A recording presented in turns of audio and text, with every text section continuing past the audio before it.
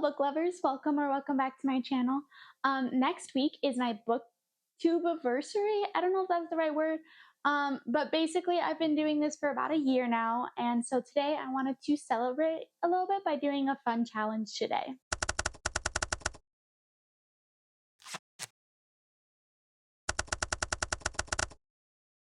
So for my challenge today, I'm going to be doing speed reviews, but before I review the book, I'm going to have to guess what the book is based off of my own reviews. So here's how it's going to work. I have written down in this cute little cup here, I've written down quick like one-liners or short little reviews that I had, and I folded them up really tightly and I have them in here. So I'm going to pull one out and I'm going to have to guess what book it is, and then I'm going to have to review that book in under 30 seconds. So I went through my book journal and I took out one-line clips that I thought were interesting or funny, or I don't know, things that are a little bit vague. So then I folded them up and put them on these little piece of paper. And there's more than this, but I only filled this cup. I've made a bunch more, and then I just grabbed a bunch, a handful of them once they were already folded so I can't see what they are, and put them in this cup because I don't want to do too many, but I do have more if we want to make another video like this later. So what I'm saying is I don't know what books these are reviews for, but I did make a key so that way later on I can check that so that I'm reviewing the right book during the quick speed reviews. So let's get into that fun challenge. I'm gonna pull my first little review from here.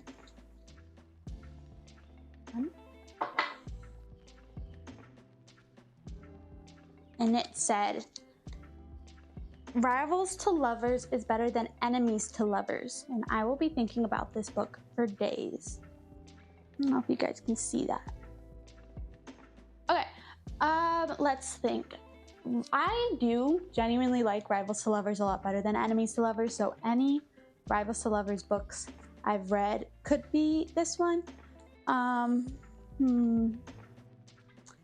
what's a book that I would think about for days? Oh, Divine Rivals, which is a Rivals to Lovers, but I honestly think it was probably my first Rivals to Lovers that I read, and I was obsessed with it. So I think this one is that. Let me go check, and I will be right back to review it if it is. It was Divine Rivals, so I went to grab my beautiful copy with all my beautiful annotations to show you guys. So let's get into the speed review, I guess. I'm nervous. Okay, so this book has an amazing romance to it.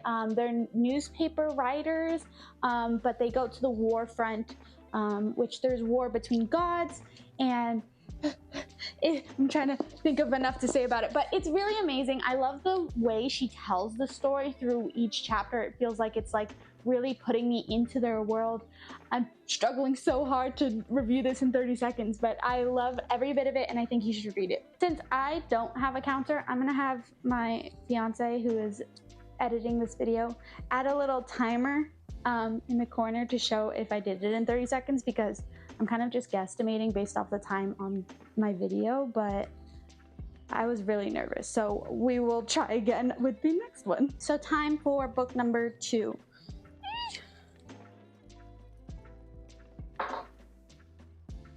This one says, "It's not a masterpiece, but it scratched an itch. It's angsty and I devoured every second of it." That's, I feel like as much as I like happy-go-lucky books, I feel like I read a lot of angsty books, so that's hard for me. And I use the word angsty to describe anything that kind of makes me a little bit grumpy. Words there. I'm going to say I think this might be, no, I'm struggling to find a book that it would be. Oh gosh, there's so many angsty, but it's not a masterpiece, so I probably didn't like maybe the writing style of it, or it felt a bit young, so maybe a young adult angsty book. Binding 13. I'm gonna go with Binding 13 for this one. I don't remember if I showed you guys, but that's the angsty one.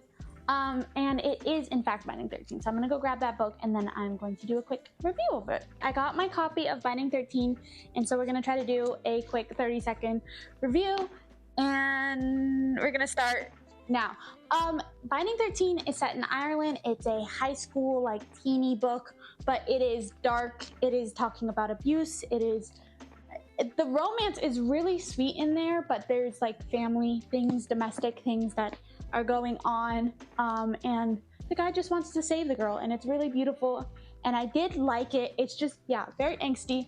The writing style is teeny, so it wasn't, like, the best thing for me, because I like a little bit more complicated ones, but done. I'm nervous, I'm sorry. We're going to do another one now, so let's dig my little thingies in this little bowl cup thing. I feel like I've been doing pretty good, so I'm hoping I stay on that track. This feels like a long one, a little bit thicker than usual.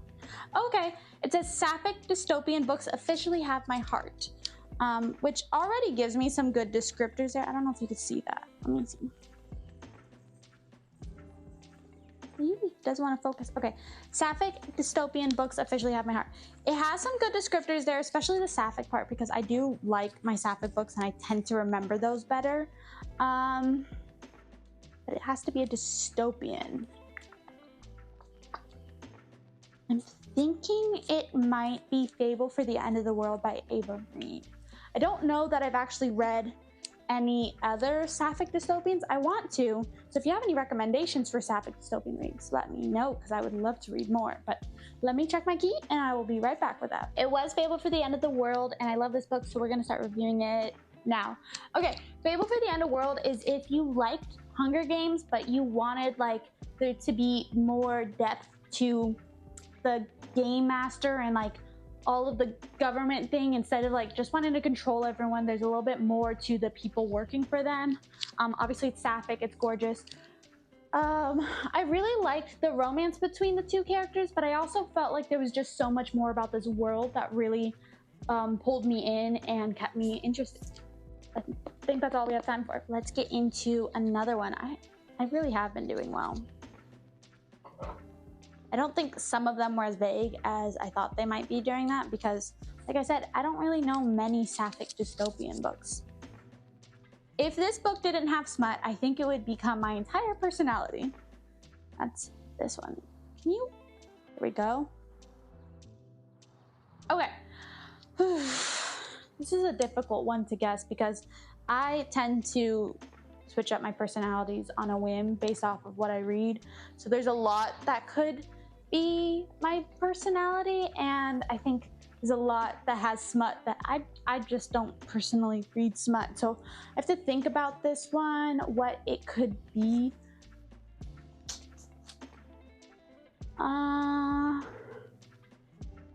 This last year, I'm thinking maybe it could be one of the ACOTAR books, because that's when I read them. So obviously right now I don't think of them as my personality. I love Tog way better, but I'm thinking it could be one of those, because I did not like how much smut there was in those ones.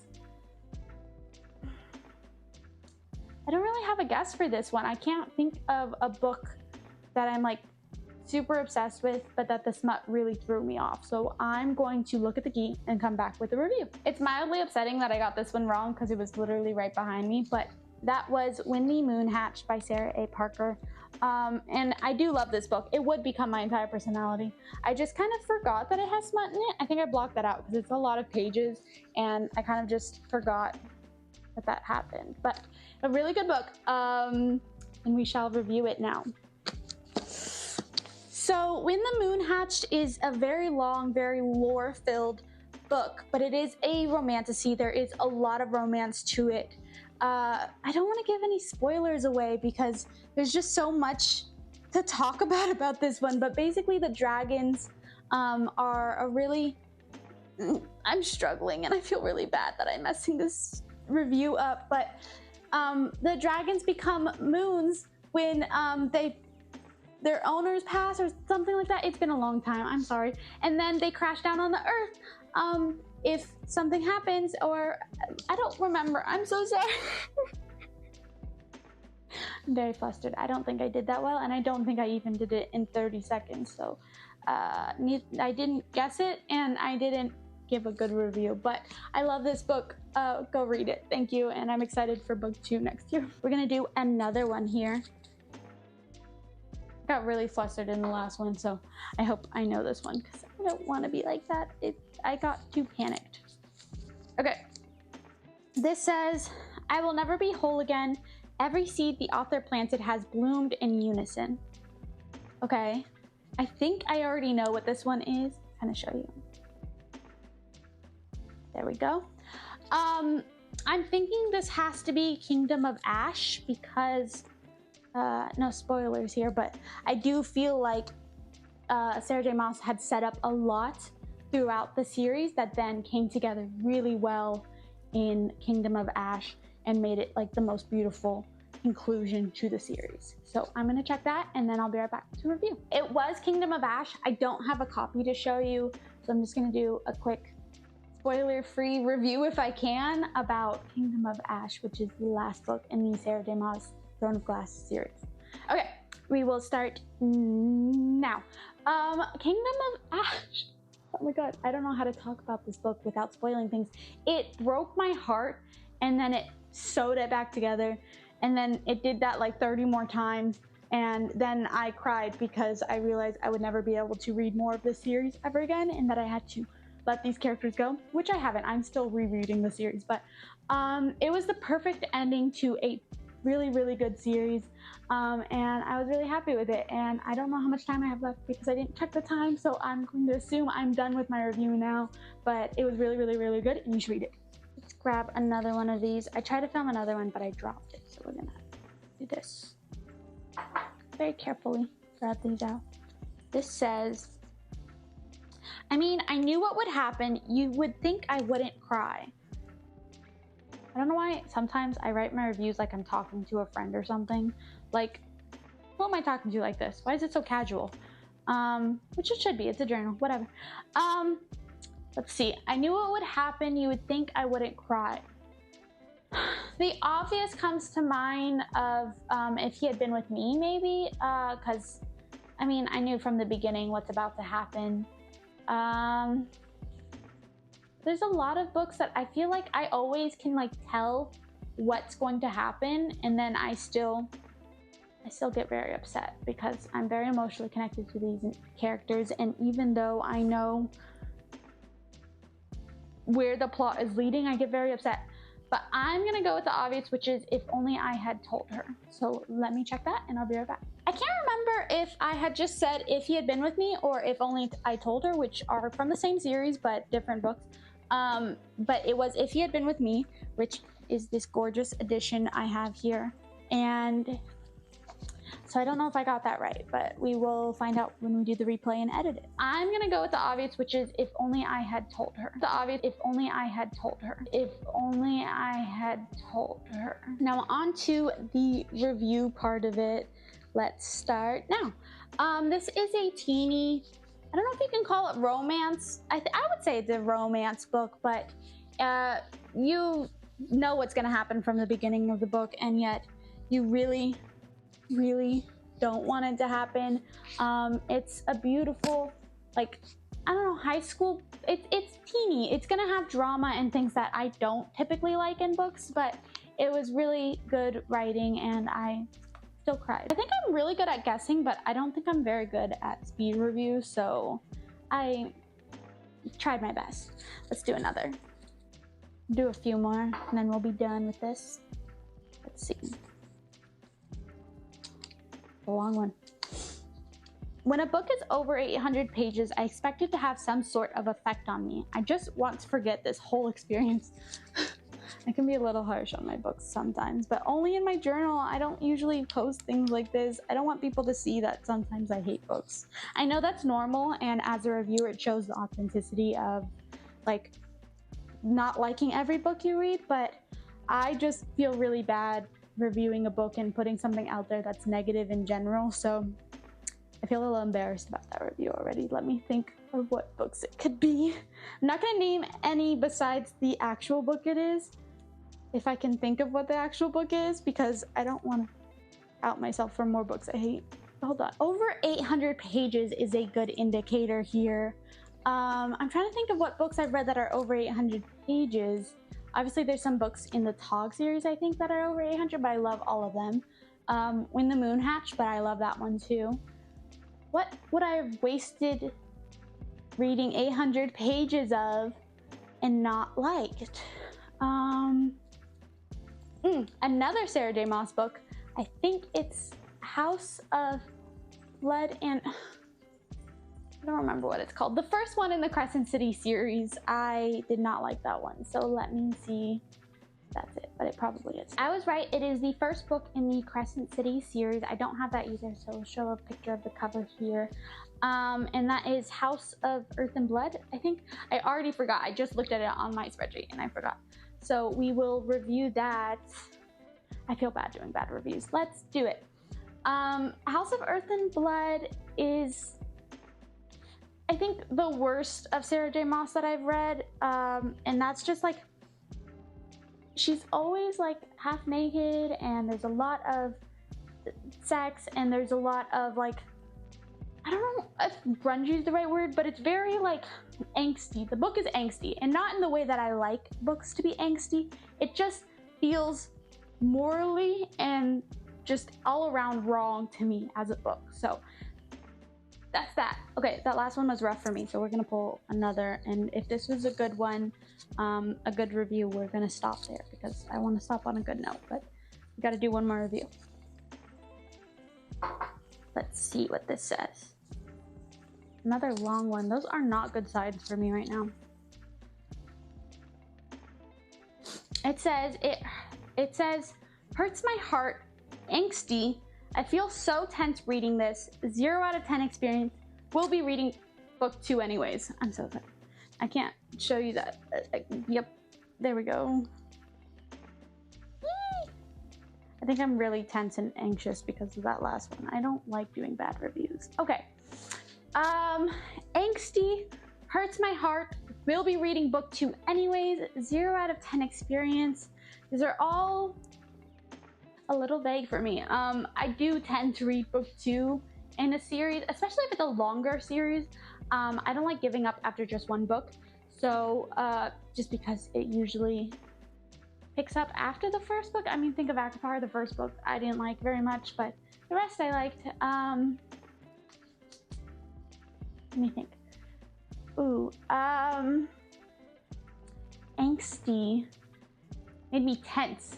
There's only a few books that I can think of that made me feel really tense. Like I just felt unhappy the entire time reading it, where I was just like, I want things to do better, to be better. I can't even name a book that I can think of for this. Like, even if it's wrong, I can't think of something. I don't know. I'm gonna look at my spreadsheet and then I'll come back to review it. Okay, so that book was The Cruel Prince. And I have a copy, but I don't want to go dig for it. So we're gonna show the cover here. And yeah, I guess that does make sense for how I felt about it at the time. So let's get into a quick review of it. The first book of this series, The Cruel Prince, I definitely didn't like very much, but the rest of the series is pretty good, so I thought it was worth it. But it's very tense for me. It's kind of like a lot of bullying and a lot of like darker themes in the first one that really upset me, and I felt very like uncomfortable throughout the book. But I don't know, it picks up, it gets better. So I don't want you to like throw off the whole series as a whole, but it's gonna be hard the first read. Okay, so that wasn't a super positive one, so I'm gonna do one more. See what this one is. I really do hope this is a like glowing, happy review. Okay, this says, we love a guy obsessed with the female lead, and I mean obsessed. So, I mean, that's just true all around for me. I love when like the male main character is like really obsessed with the main character girl. Especially when it's like obviously romantasy or romance or I don't know, dystopians. Oh, it could be a dystopian. It could be Warner. I could be talking about Warner, which I do love that about him. But it can't be the first one because I didn't like Warner in Shatter Me. I didn't like him until later on in the series. So let me... Oh, I don't even remember the name of the books. I'm gonna look at it right here. I have it. The second book is Unravel Me. But did I like him that much in the second book already? But his obsession kind of like dies down a little bit. So I don't want to go later than that. I'm gonna go with Unite Me. Sorry, Unravel Me. I already mixed up the names of them. I'm gonna go with Unravel Me and I will check and I'll be right back. Okay, it was my review for Destroy Me, one of the novellas for it. So same character, I was on the right track, but it was for this short one from Warner's perspective, which does, in hindsight, make a lot of sense for that. So not right, but I was getting there. And now we'll do a quick review. I'm gonna do my review for Shatter Me as a whole because the novella doesn't have much to say about it. So I'm just gonna talk about Shatter Me as a series. And go. Okay, so Shatter Me is a dystopian set in this world called the well, not the world's called the Reestablishment, but the Reestablishment is in charge of a lot of it. And our main character, Juliet, she's like in prison. Oh, I'm struggling so hard to find the right words for this, but it's a really good series. I love the romance in it. I love the like found family aspects of it, of like creating your own resistance. The dystopian parts of it are all amazing. I love the way she set up this world. And I think I'm out of time, so I'm gonna stop there. I guess a part of this video was kind of just me seeing if I could talk for under 30 seconds, and if I know what 30 seconds is. I'm not sure if any of these reviews go like over 30 seconds or way under 30 seconds, so we're gonna have to find out in the editing process. And that's it for me today. This was a quick and fun challenge. I would love to see you guys do this challenge. If you do, send me a message so I can watch it, because I think this would be really fun to watch other people do. Obviously, I don't know if anyone's ever done this type of challenge before. Probably, but I'll be binging that if they do after this. I'm really surprised by how many books I got right. And I'm also kind of surprised that I'm not better at reviewing books. I think I take a lot of time when I do my book journal reviews and things. So I think it takes me a while to like conjure up the words to describe what I want to say about a book. So I guess that makes sense that I'm not like on the spot ready to do a 30-second review. I should have maybe written out my 30-second reviews, but I kind of just wanted to like test myself to see if I could on the spot give a 30-second review. Maybe next time I'll try to write out some better reviews for them. Don't take me at my word for all of these. They're not bad books. They're not amazing books. I mean, some of them are kind of amazing, but I don't want you to like throw off a book based off of my 30-second review, because I'm not good at 30-second reviews. I want to know if you guys have any of these like cute or dramatic or funny like quick one-line reviews as well, and if you do, leave them in the comments and I'm gonna try to guess like what book you're talking about, or maybe I won't know, but I'll do my best. If you enjoyed this video, please give it a thumbs up and subscribe for more bookish content, and hit the bell icon if you want to get notified when I post. Next video is going to be another of my 2025 book journal-a-thons. And so in 2 weeks, you'll see that coming up. And you'll see more of me setting up my 2025 book journal. So until next time, happy reading. I took out different clips of I would refilm, but I think that'll add more authenticity. Oh, I'm still recording. Bye.